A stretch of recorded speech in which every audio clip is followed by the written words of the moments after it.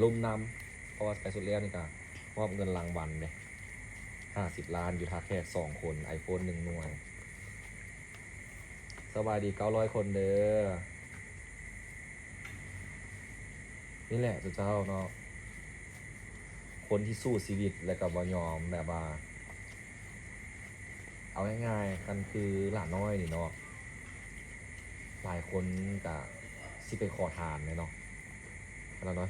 บริคิดแบบนั้นเลยมาขอเฮ็ดเวียกกันค่อยเนาะขนาดคนนั่นที่มีครบ32มีตีนมีมือเนาะยังแบบมาเม้นของเงินจังสินะเนาะขอเงินแน่ซื้อนั่นซื้อนี่ขอเงินแน่เนาะแต่หลานน้อยนี่บ่ได้เคยสิมาเม้นสิมาถามเงินเลยเด้อสิมาขอเงินเลย คนแบบนี้แหละเนาะคือคนที่แบบควรซัพพอร์ตควรแบบว่าให้ทึนให้ฮอน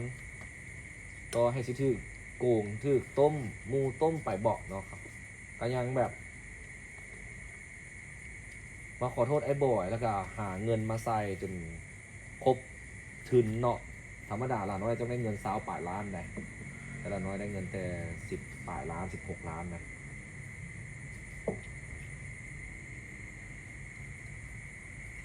สบายดีครับ300 คนเด้อเนาะอีโตนสู้ๆเด้อเพิ่นว่าเนาะ